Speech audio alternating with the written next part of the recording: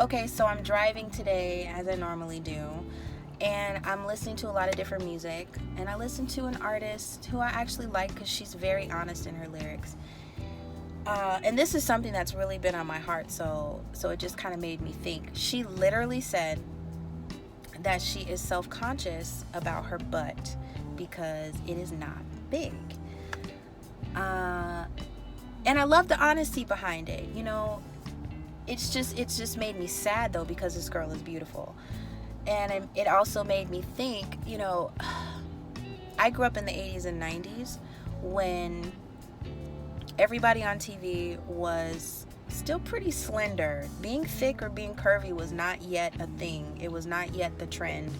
And so, being a naturally curvy girl myself, and I was even as a kid, I'm going on diets. I'm 10, 12 years old trying to be skinny because I wanted to fit the mold, and I had a hair relaxer and all of that.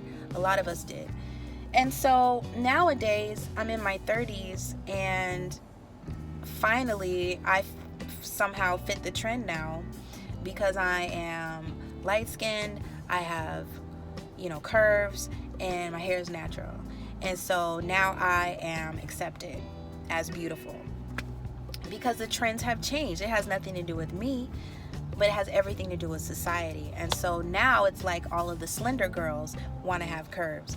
And there's nothing wrong with wanting that. That's not the point that I'm making. The point that I'm making is that society has programmed us as women to try and fit society's definition of beauty, and it really does affect our emotional and mental health when we don't.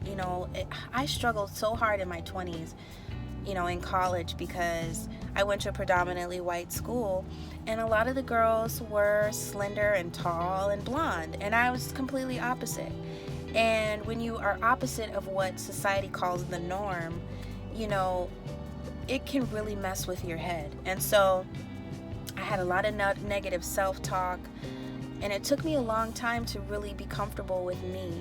And so I know a lot of women, young women, beautiful young women, who struggle with this and base a lot of their self-worth and their identity in how they look and whether or not they fit the trend.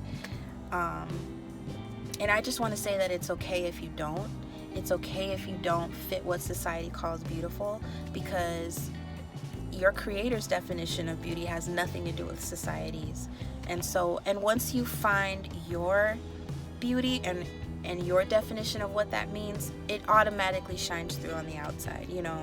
It took me a long time to develop my own style, and what looks good on me, but now I feel comfortable in my skin, and I work out, I eat healthy, try to, but not because I'm trying to look better in my jeans. I mean, that's a byproduct, and I'm not mad about it.